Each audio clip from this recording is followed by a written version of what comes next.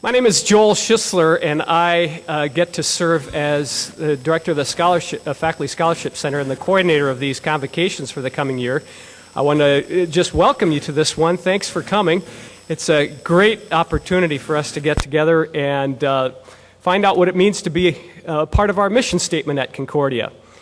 Just to start things off, I'd like to ask the same question that was asked by Dr. Gimbel at last year's convocation. How many of you are from Minnesota? How many of you are from Wisconsin? Okay. How many of you are Viking fans? How many of you are Packer fans? You're in good company. At last year's convocation, we not only had students talk about what it means to prepare for thoughtful and informed living, but we also talked about dedicated service to God and humanity, enlightened care of God's creation, all within the context of the Christian gospel. And this was the illustration.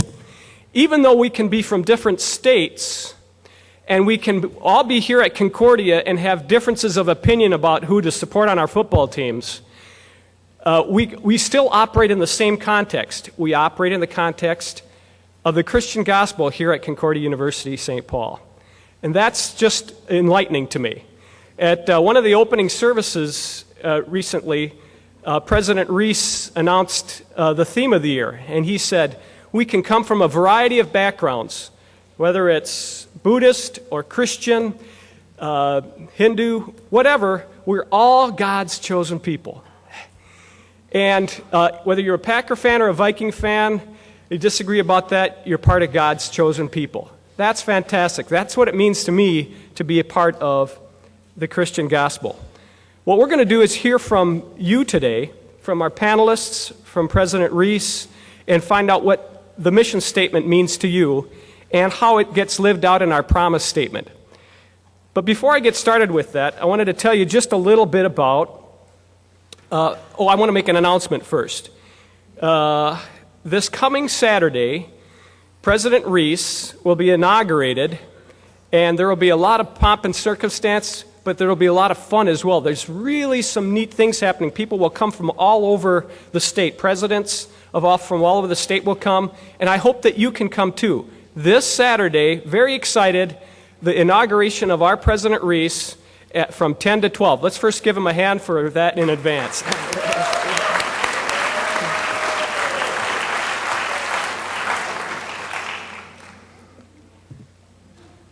This is the first in a series of convocations, and I wanted to just tell you that I have several goals for convocations. Number one, I'd like our mission statement to be lived out in various ways. I'd like to stretch your minds. I'd like to connect to people that can help stretch your minds both on and off campus. I'd like to broaden the audience from our traditional students to those outside the campus. I want this to be more than just a class requirement for you.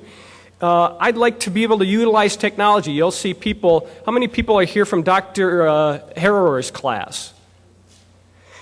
Those folks are going to help me with this goal of trying to stretch. They're in a marketing class. I'd like to hear from you, the students, about what could make this more effective. I'd like to improve the interactivity so that you remember what happens here. When I asked those students what you remembered, few could remember previous convocations. We're going to try some technologies to help us with that. And I'd like to include students from all 4 colleges. So with that, I wanted to just give you a brief announcement of some upcoming convocations. We have convocations on both Wednesdays and Fridays. First and third Wednesday, most often, there's a website that we'll announce a little later in a second that you can go to where these are posted. The Friday ones for now, or the Wednesday ones. That's today's. There will be students who talk about their dig with our own resident Indiana Jones, Dr. Mark Schuler. On October 19th, you'll find out the myths and realities about working for a nonprofit organization, how to get a job. This is a real great pragmatic, coming on the heels of a nonprofit career fair. So Serving Humanity, Myths and Realities of Careers. Dr. Fred Bartling, one of our Maritime professors, will talk about the civil rights movement, among other things, the women's movement in history. He's going to start a student scholarship on our campus. There's a great movement there. We'll talk about social media, how you can use it to get a job, your strategic authenticity and transparency. Finally, on December 7th, The Immortal Life of Henrietta Lacks, our book of the year. We'll talk about that. Students will talk about it amongst other, from a variety of departments. You'll see that here. You'll see that there are 4 convocation sites or times in the spring that I still need ideas for. That's why I'm asking the students to help. We also have convocations on Fridays. Most often, I know some of you went to the BEC before you came here. Most often, our convocations are there. The first Friday ones are going to be held most often here. And you'll see Professor Eric Dragney already announced his Vikings in the Attic book. That was neat. But you also see some really intriguing topics like the blood and life of Dracula and Christian Eucharist. Professor Mark Rosenwinkel and Rhoda Schuler. Alan Weingarten, another social media topic. Fantastic, since it's so prevalent, we can't get enough of that. Dave Bredehoft, Dr. Bredehoft will talk about overindulgence, his continuing research on that, followed up by Dr. Saylor in the spring, Minnesota in the 70s. So some neat topics coming up. I'd strongly encourage you to come. Okay, let's make a transition back now to this convocation. Again, we are going to talk about the mission statement, how it's lived out. And you'll hear from President Reese. He's going to talk to our panelists here. Those folks will be introduced here shortly. And our panelists come from traditional age students to faculty from a couple of colleges and a staff person.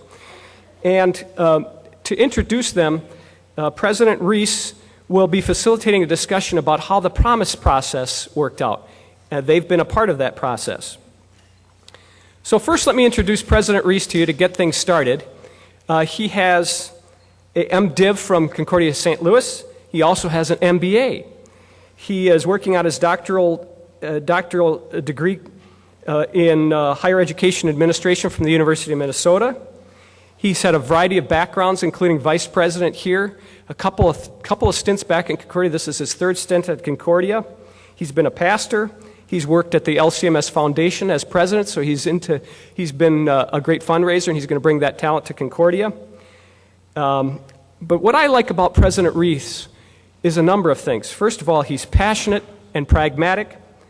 He's scholarly and relational. When I've talked to him, he's been a listener and yet a decision maker. And most of all, he cares about you as a student. He cares that you learn.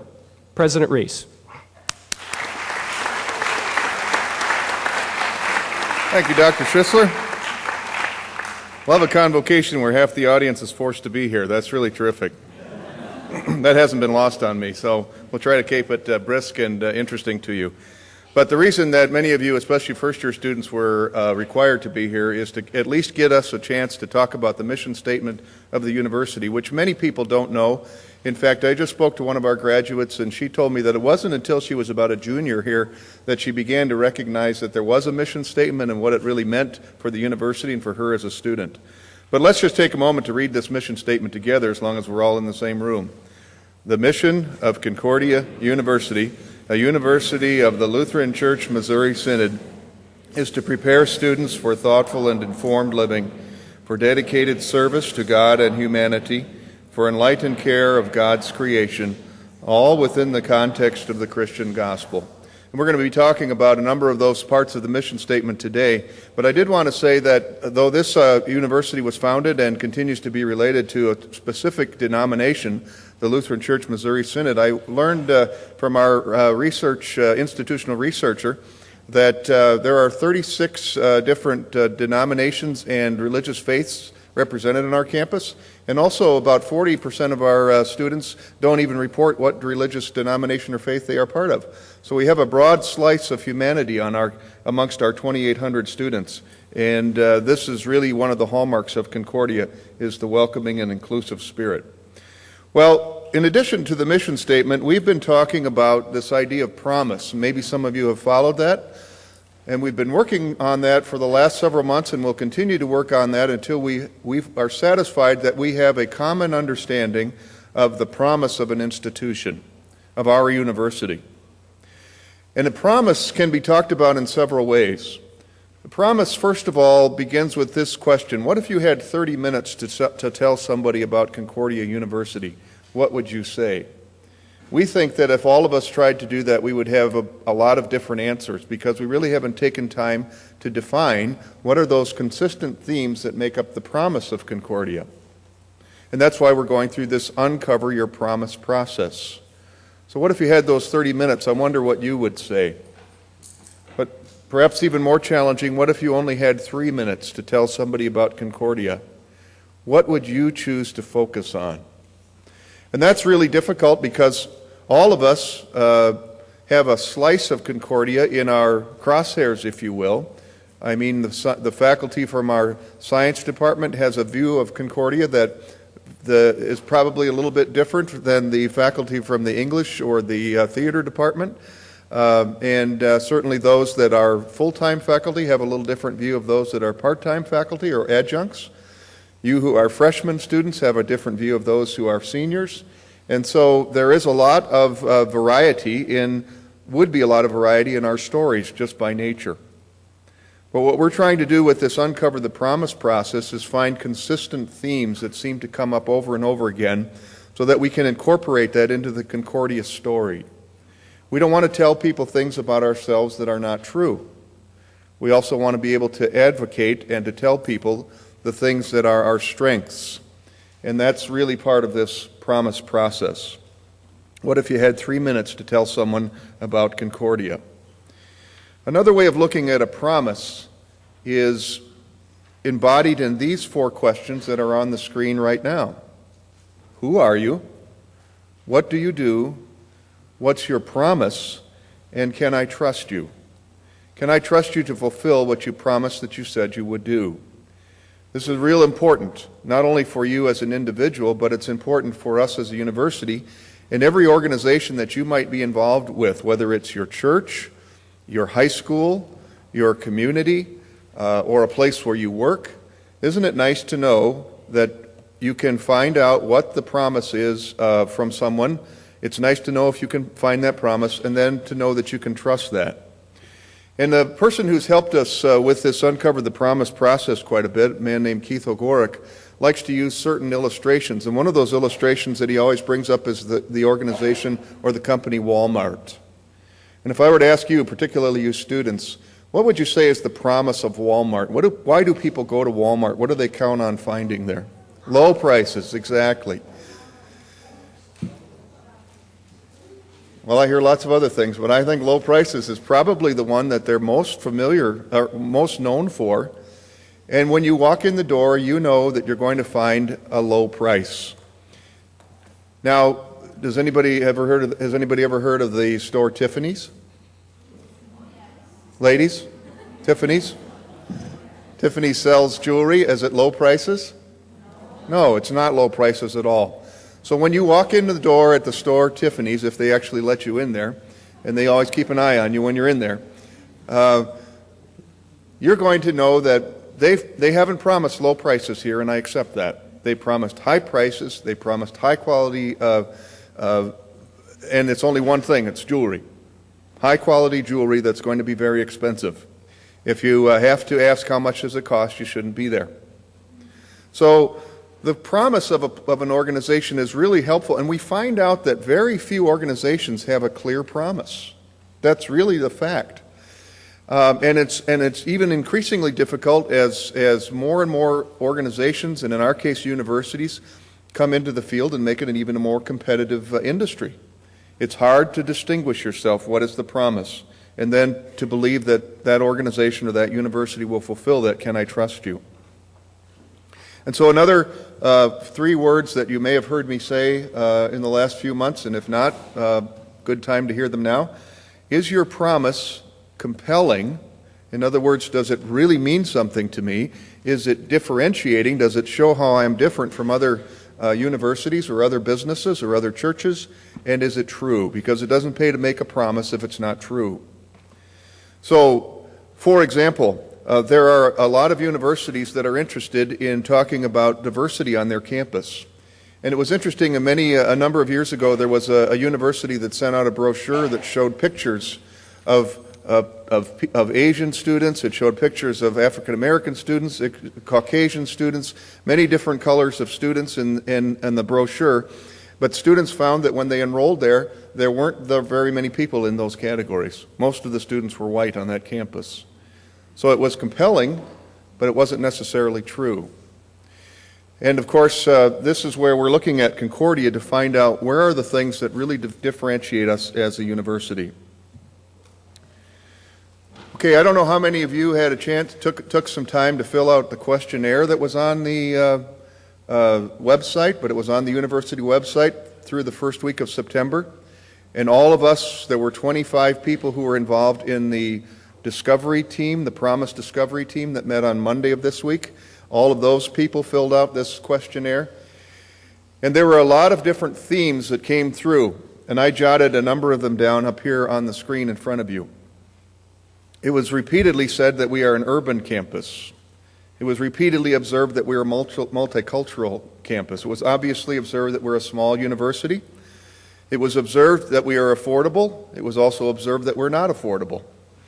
And I'm sure you and your parents have something to say about that. And it's an interesting contrast, because when you stack Concordia up amongst all of the private colleges in Minnesota, we are very affordable.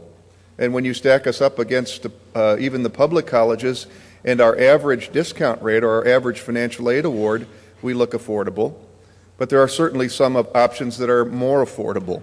And so it's a challenging thing to describe ourselves whether we are affordable or not. But it did come up often. We were described in various terms that I would collect together and say was caring. In other words, there was the idea that we could approach our professors. Our professors, it's not a teaching assistant teaching my class, but I'm actually learning from someone who perhaps has their terminal degree. If not, they are a full-time or they're on the faculty. And so it was described, of course, as Christian. It was described as Lutheran. Kind, caring, nurturing. I guess I've got that repeated kind of in the second column there. Described as welcoming and inclusive. Certainly not selective and restrictive. Described as faculty being engaged with students. And it was described, and I'm paraphrasing a number of responses that we got that fall kind of under this descriptor. that Concordia helps students achieve their academic and personal goals. We have strong graduate programs here at Concordia and strong undergraduate programs for adults who are still working, who are not full-time students. And those students particularly mentioned how helpful it was to be in a situation where there were others around them that helped them achieve their academic goals. Wow, that's a lot of things. And how do you put all of those aspects of Concordia into one single statement, and preferably one single statement that's only one sentence? We do not have that completed yet. We have several drafts of several statements that draw together a number of these themes. And we're going to be poking on those things the next few weeks until I would hope that by the end of November we will have a consensus agreement. Not everybody will weigh in on it, of course, but we'll have a pretty much of a broad consensus that the promise statement we adopt will be accurate, it will be differentiating, and it will be compelling. I'd like to ask you, you were given a 3x5 card when you came in, and I'd like to ask you sometime in the next 30 minutes or so to jot down 3 or 4 of the elements that are in front of you, or a different element that you think is compelling, differentiating, and true, or should be part of Concordia's promise. Later this week, we're also going to throw a draft of one of the promise statements onto the website, and it'll be up there for quite a few weeks, and students, faculty, and staff will have a chance to weigh in on that through the website to say, well, I don't think this is worded correctly, or I think this should be worded differently. So now we're in that process of poking on some drafts of promise statements that we are coming up with. But I'm going to look at those cards that you turn in, and we'll collect those as you walk out the door, so hand it to somebody when you walk out. And I'm going to be very interested to see what lists of 3 or 4 things come up on your card of what you think should be part of Concordia's promise, or what is part of the promise. Another thing that we are really struggling with and that we'd like to work hard on is to ask ourselves the question, do we own a quadrant? I'm not going to get into the whole idea of quadrant in much detail here this afternoon. Your marketing professor, if you have one, could tell you all about that. But really it is dividing up a universe into places where you can put things. For example, we wouldn't put Walmart in the same quadrant or the same grid, if you will, as we would put Tiffany's, would we? They're in the same universe, aren't they? They're both retail operations, but we would put them in different parts of the grid. And so when you look at the world of higher education, you can start to let your mind think about that as well. What quadrant does Concordia belong to? And certainly Concordia does not belong to research institutions like Massachusetts Institute of Technology. A person wouldn't come here to go to school if they were interested in Massachusetts Institute of Technology type of research. I can hardly say it, much less enroll there. But we are what might be described as comprehensive small institutions, so we're in a certain sphere. We find that when we look at ourselves in different spheres, a number of things begin to pop out. There are 10 colleges and universities owned and operated by the Lutheran Church Missouri Synod, or affiliated with the Lutheran Church Missouri Synod. And to some of you, that doesn't make any difference. You don't even care what that means. But for those of you who understand that there is something called the Lutheran Church Missouri Synod and that it has 10 colleges, it is very clear that amongst that group of 10, Concordia owns the terms urban and multicultural. Our campus is by far of the 10 the most multicultural, and it is the only that is plopped right in the heart of an urban community. And so students who are looking at those 10 schools will make choices based on, partially, these parts of our promise, that when you come here, you're going to be in the heart of a place where many, many different languages are spoken within a few miles of the school, and you're going to be in the heart of urban ministry, and we're going to be in the heart of many different folks of different races and ethnicities. We love that here at Concordia, and I've talked to many of you students who say that's one of the reasons I wanted to come here. So we own that quadrant, if you will. Among the Minnesota privates, we think that we share that quadrant with a couple of other colleges. So it starts to distinguish us. There's very few private institutions in Minnesota that are in the heart of an urban community like Concordia is. There's one across the river called Augsburg College, and it's a very fine school, and they're right in the heart of an urban community. But when you get down to that list, there's not too many others that are on that kind of a list. So we're beginning, I think you can see, to tease out the parts of our promise that make us compelling and differentiating. And once we get to that, we want to know how to express our position in the marketplace. Well, this is one of the drafts that we had toyed with, and I purposely am not going to hand it out to you because I don't want it to get cut and granted in anybody's mind. It's a draft. Do you see that where it says draft?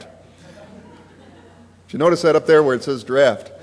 And as I said earlier, we have 6 or 7 drafts on my desk and on the desks of others right now that we're starting to toy with. But we'll peck away at this. And you'll get a chance to peck away at one of these, like I said, on the website. Kelly Mathias is going to help me get that on the website in the next few days. But this one just said, Concordia University St. Paul is the only or premier. What can we say about ourselves? Christian university in a multicultural urban setting driven by Lutheran convictions. Starting to narrow it down.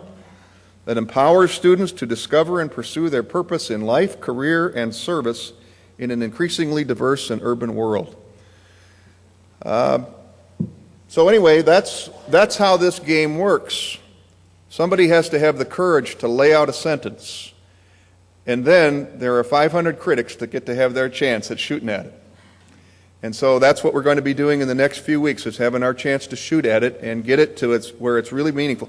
And what we find out is that every single word of a promise statement becomes important. So we will be trying to get something that accurately, differentiates us and is compelling. And it's a big job to do that.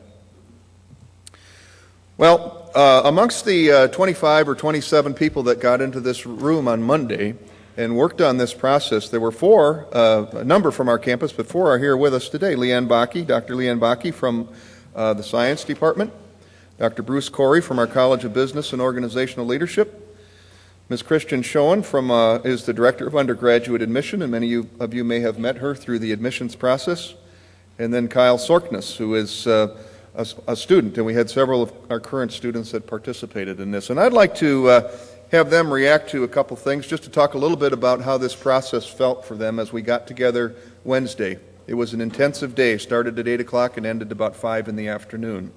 So I'm going to throw out a question for the group here, and maybe one of you could begin by responding to that. What was the most challenging and rewarding part of helping shape the promise statement for Concordia?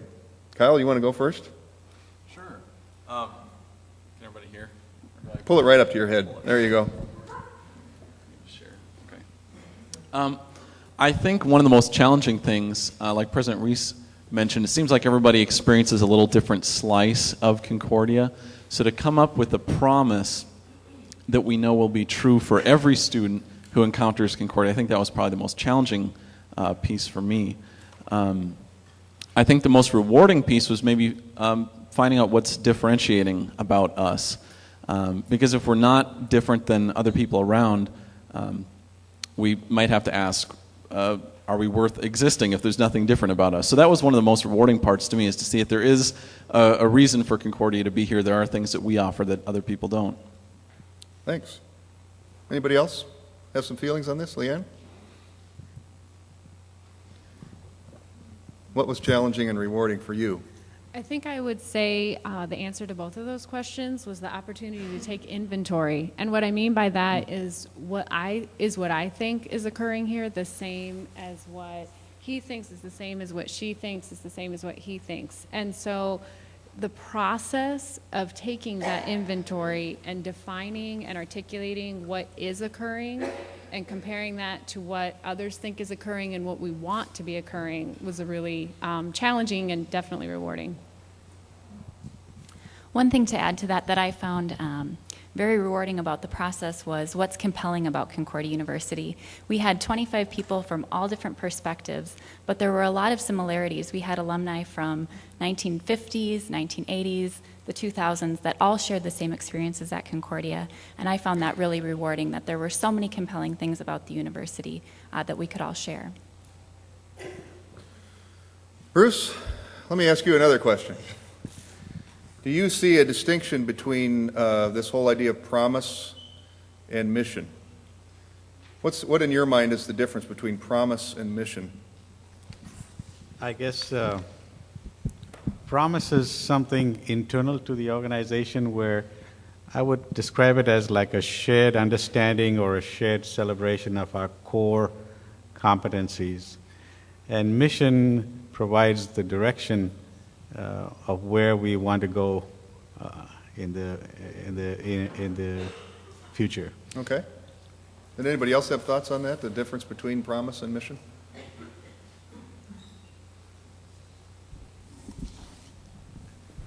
I would just add that one of the things that came out in the promise statement was that both the faculty and the students share a purpose to their life other than simply, I want to get a job.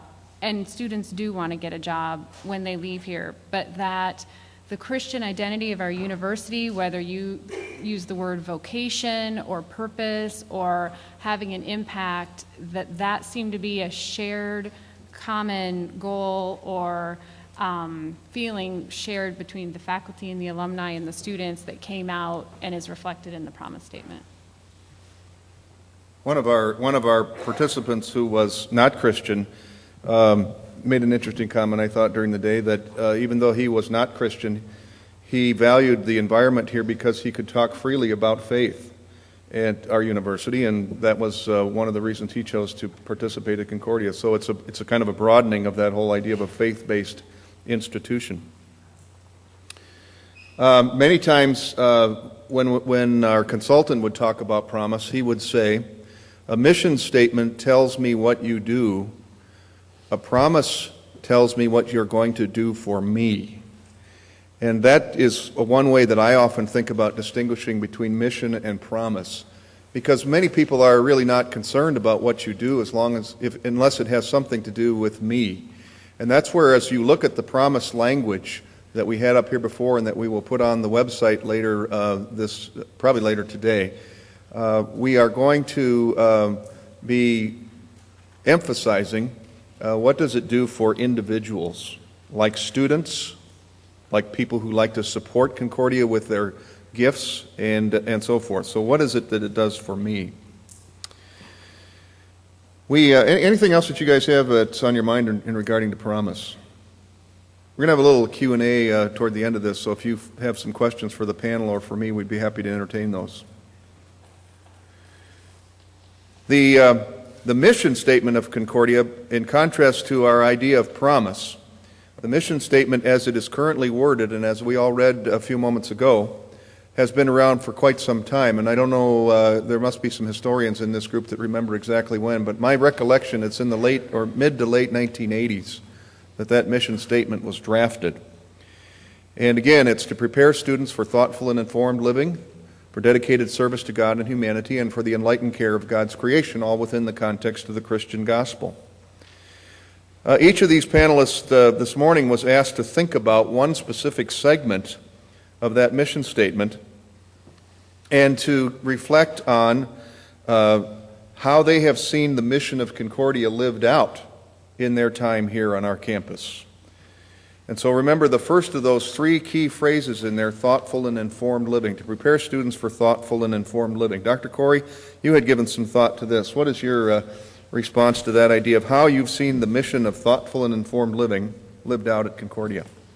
Yeah, when I thought about thoughtful and informed living as an economist, it reminded me when I was recently going through Athens, I saw this entrance to the library where you had these two great philosophers. One was, on one end was Aristotle and the other one was Socrates. And I asked someone to take me as the economist, a picture of me in the middle. Because also one showed the consequences of having thoughtful and informed living. He had to drink poison for that's right. for what he was trying to say.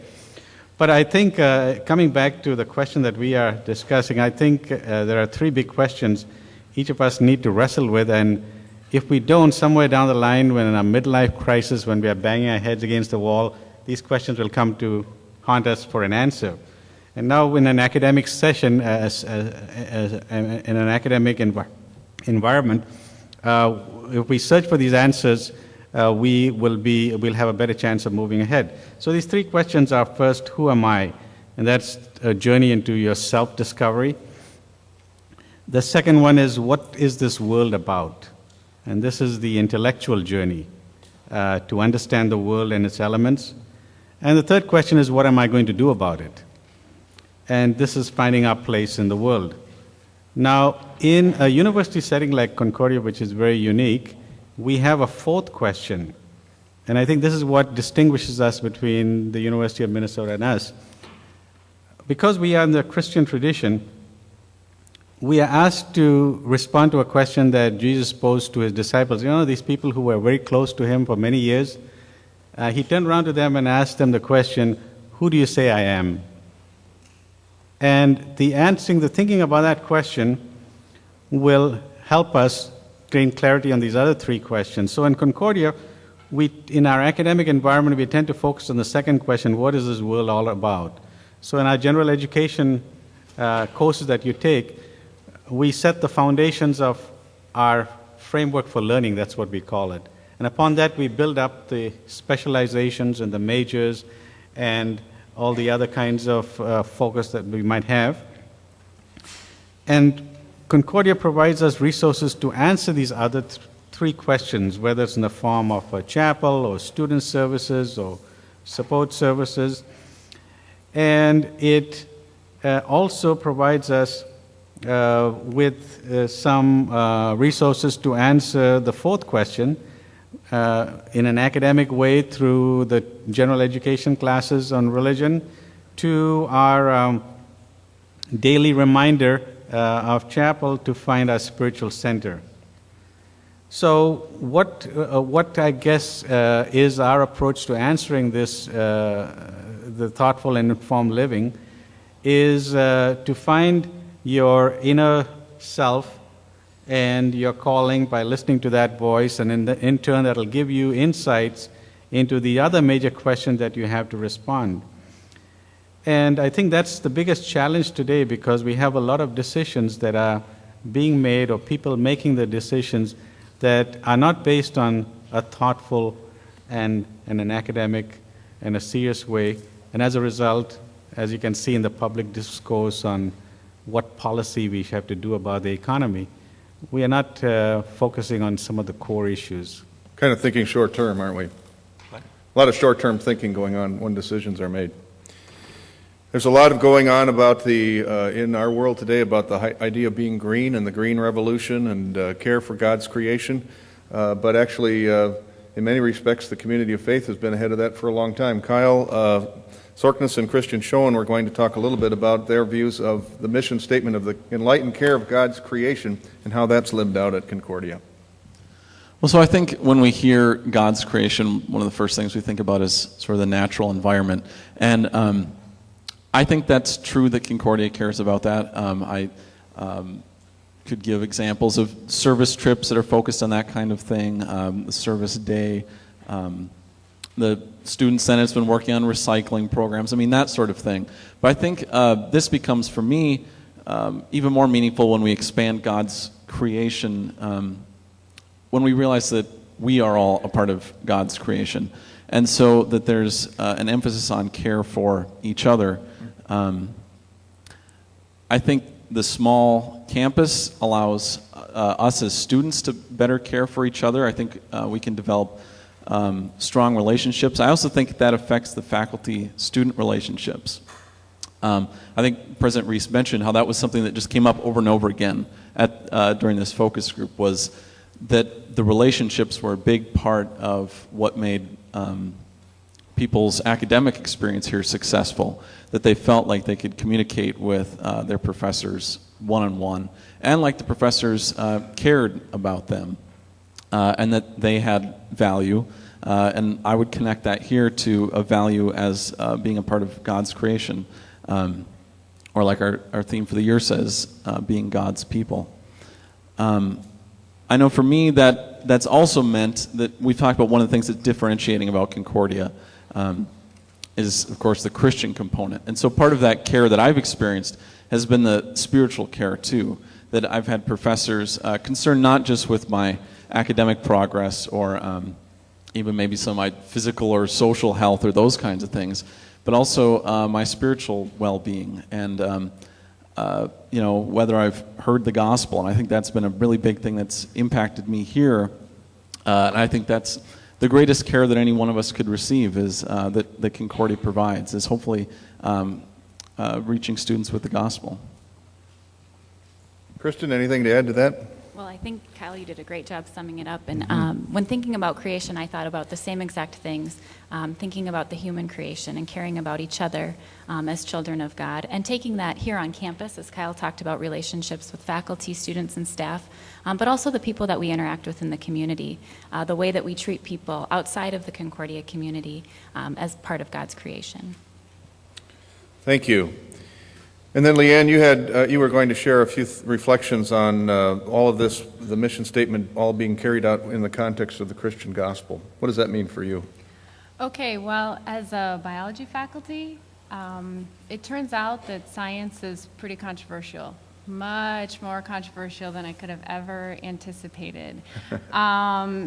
Students daily, I teach anatomy and physiology and genetics and research, and students daily are asking me, when does life begin? When does life end? What do you think about choosing the gender of my child in the lab before implantation? What do you think about organ donation, stem cells?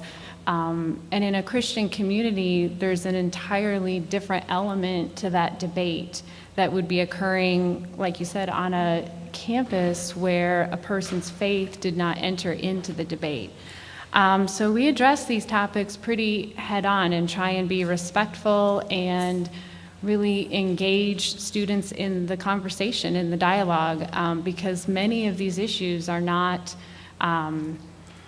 black and white. There's a lot of gray area as science every day continues to develop technologies that a lot of us might not be comfortable with, and I would go as far as to say that we're fearful of, because they don't fit in a nice package as far as what we're comfortable with our faith. So I would say it impacts daily, everyday class discussions, and really wrestling with what to do and reconcile science and theology or new technology in science with our faith.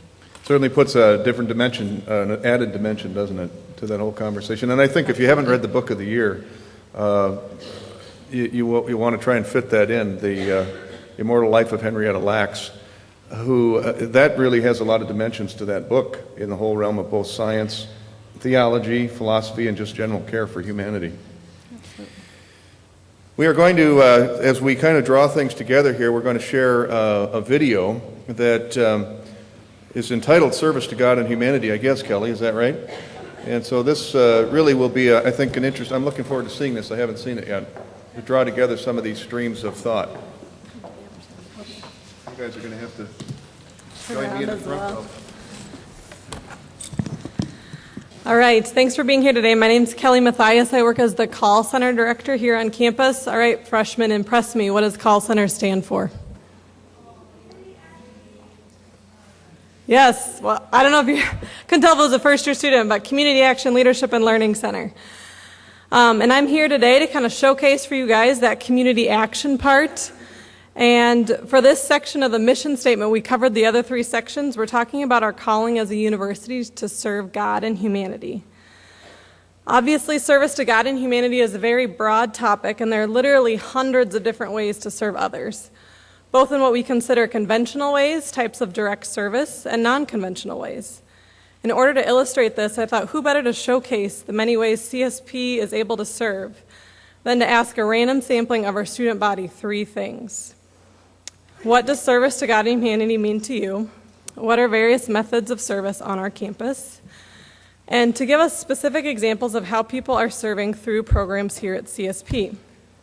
So the video that I'm about to play was actually made by a student, Lee Yang. I don't know if she's here today. So I owe this to her, and then also with the help of Zach Schuster. So please enjoy this video it's your peers sharing tons of different examples of how CSP lives out this segment of our mission statement.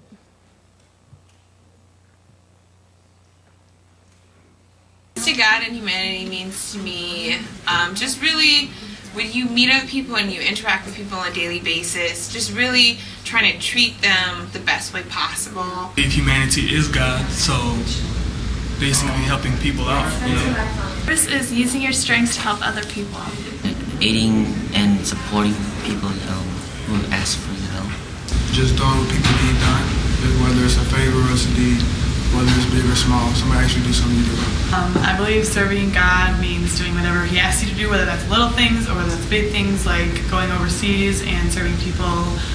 It's all about doing God's will. To me, it really means that anything we really do, whether it be singing, doing math problems, or whatever, you know, all those are kind of gifts that God has given us, and we use them to help Him and serve Him in ways, any way we possibly can. Helping out your fellow person and not being prideful about it. Or just helping people in general. It means dedication to what you're doing and follow through. You want to serve your purpose and do as much as you can and be as determined as you can to follow through with what you're doing. To me is doing something to your fullest. Service to me would probably mean like putting yourself out there to do not your own will, but to do God's will. Service to God and humanity for me means a lot of giving, whether that be your time, your possessions, your money, or even prayer. And I think that it's really important for people to do all of those things, maybe not every day, but as much as possible. And abilities and talents you've been given, serve God and humanity.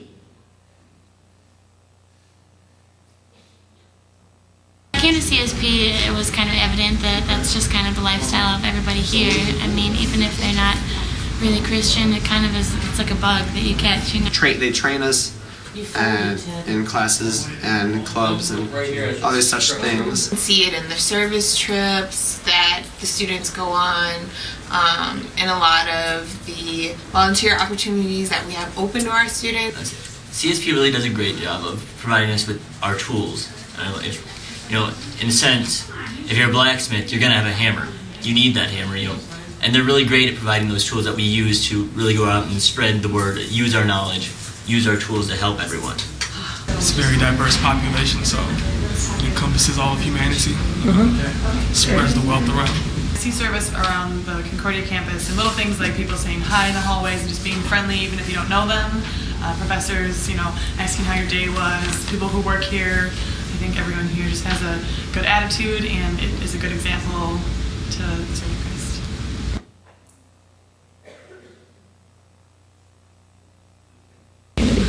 Well, for my One Nation Under God class, we have a requirement to do the Habitat for Humanity, and we have to do about 20 hours. Personally, I'm involved in the Good News Players, and that's gospel ministry where you go out and do tours to a bunch of different schools and do our gospel skits, with song and rhyme and dance and singing. It's a lot of fun and really puts God's word in a fun kind of manner, but at the end always comes back to the serious message of God and really shares that with a bunch of different people. Personally, one way is my job, which I run an after-school program for underprivileged kids called Plus Time, which is partnered with Concordia, and we tutor children that are having problems with English or even math and science and help them better their lives so it ends up bettering our community. It could be any kind of, even on campus stuff. If someone picks up trash on campus, that's one kind of thing. President Holst does that as an example of just seeing a bottle on the ground or some kind of trash, picks it up, and that's service.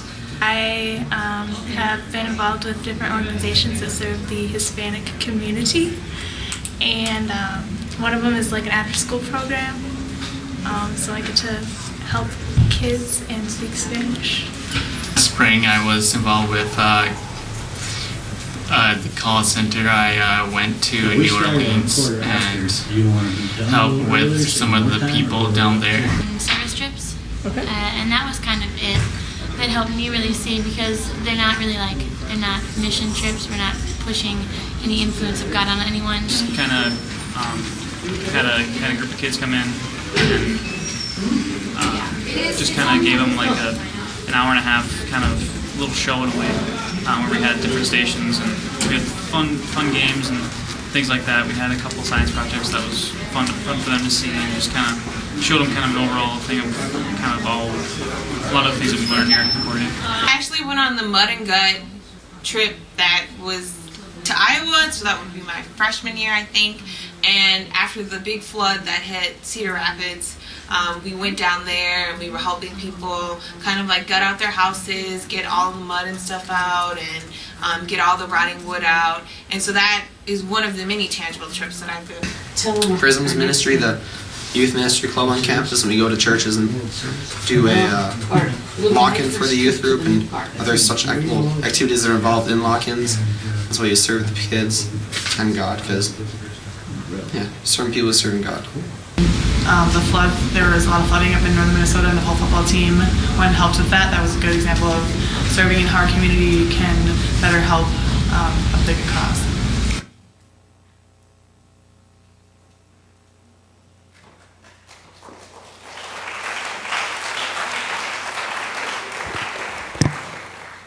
Well, I hope that you'll get a chance to get to know Kelly over the time that you're here on campus. She lives and breathes service and is a great ambassador for us, but it's a campus-wide effort, and we all want to participate in that. You know, we've got about 2 minutes, and I just wanted to encourage you to put some thoughts down on the white card, if you would, and hand that in when you leave. I'm not going to call the panel up, because if we ask one question, we'll be here beyond our time. But please do use those cards as a way of communicating, and if you have a question that you'd really like to have answered, put it down there, put your name and your phone number, and we'll get back to you. Thanks very much for being here. Joel, any closing comments? I just want to thank Kelly Mathias for doing a great job of organizing this with me. Just give her a hand. And the panel. Thank the panel.